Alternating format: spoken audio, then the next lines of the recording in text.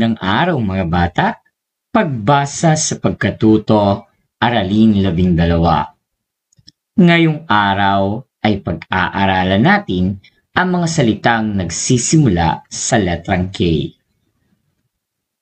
Layunin, nababasa ang mga salita, parirala at pangungusap gamit ang tunog ng letrang K na may kambal patinig. Narito ang mga larawan na nagsisimula sa letrang A o tunog.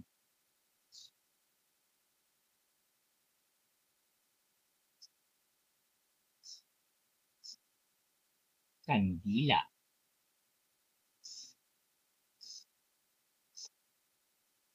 kamatis,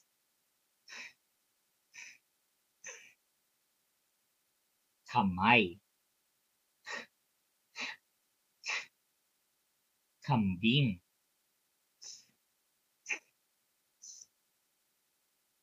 kama,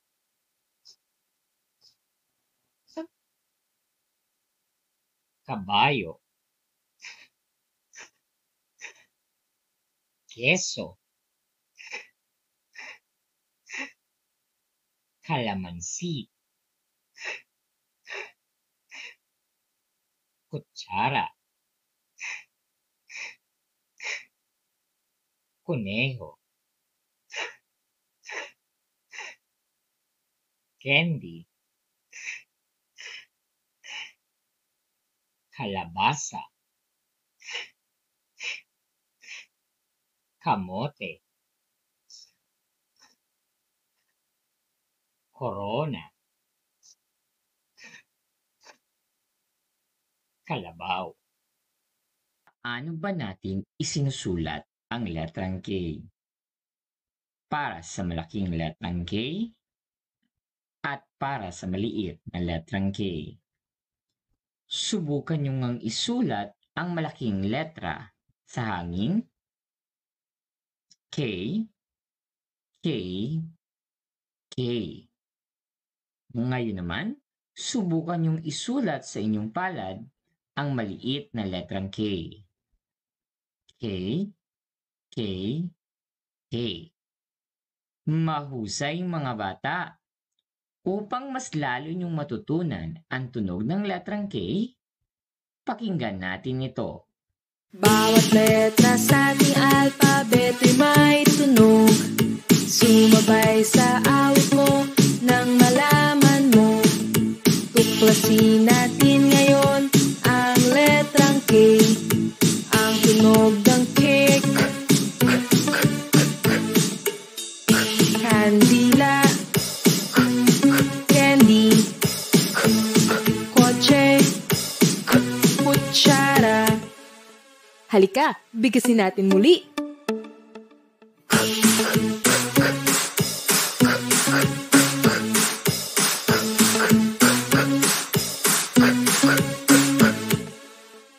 Letrang K.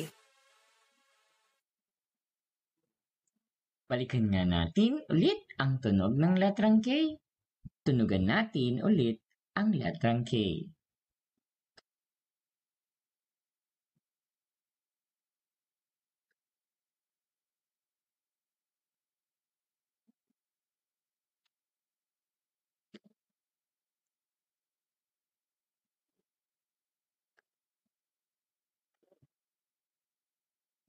Ngayon naman, pagsamahin natin ng letrang K na may kasamang patinig ng A, E, I, O, U.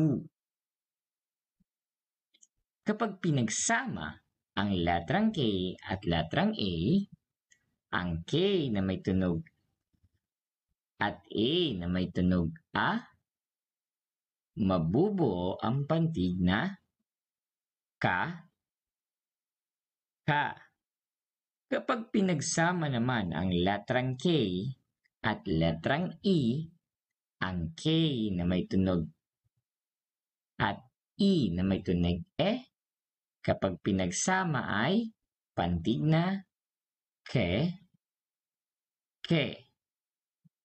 Kapag pinagsama naman ang letrang K at I, ang K na may tunog at I na may tunog E, kapag pinagsama ay mabubuo ang pantig na ki, ki.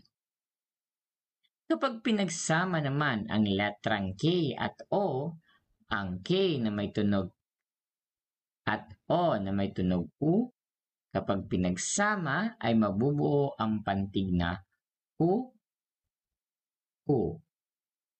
Kapag pinagsama naman ang letrang K at letrang U, ang K na may tunog at U na may tunog U, kapag pinagsama ay mabubuo ang pantig na U at U. Mahusay mga bata! Ngayon naman, balikan natin ang mga nabuo nating pantig na ka, ke, hi, o, u. Ka, ke, ki, ko, ku. Ka, ke, ki,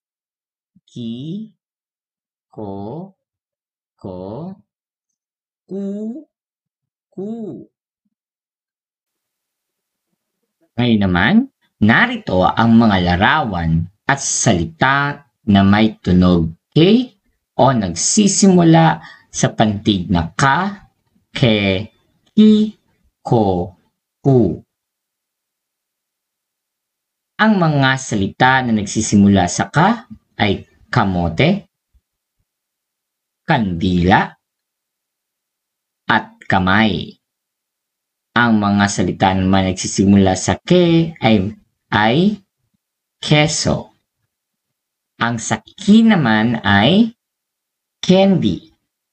Sa ko naman ay corona. At sa ku ay kuneho at kutsara. Ngayon naman, basahin natin ang mga pangungusap na may pinangamagatang ako ay may keso. Si Kiko ay may keso sa mesa. May keso ako sa kama. Ngayon naman, para masubukan natin ang inyong mga natutunan sa letrang K, gawin natin ang mga gawain. Para sa unang gawain, panuto, isulat ang unahang pantig upang mabuo ang mga salita. Bibigyan ko kayo ng 2 minuto para sagutan ang gawain.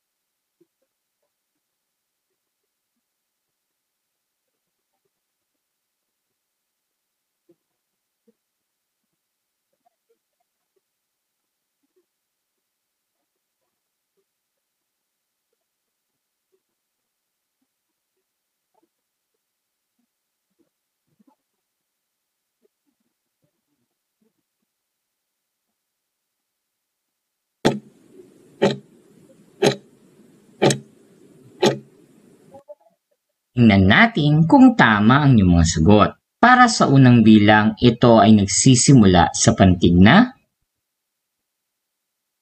ke, keso.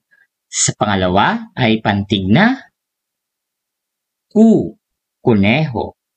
Para sa pangatlong bilang, ito nagsisimula sa pantig na ka, kandila.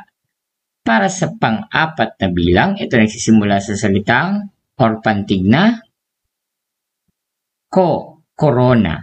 At panghuli, ito nagsisimula sa pantig na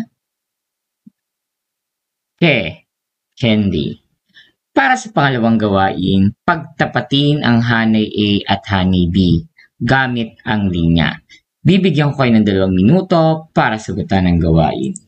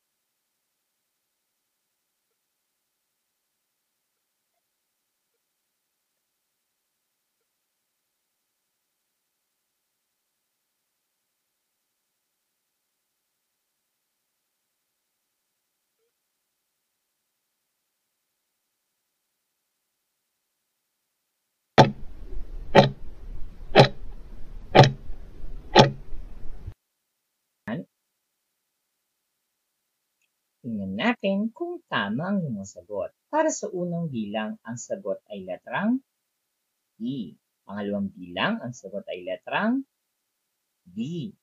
Para sa pangatlong bilang, ang sagot ay letrang C.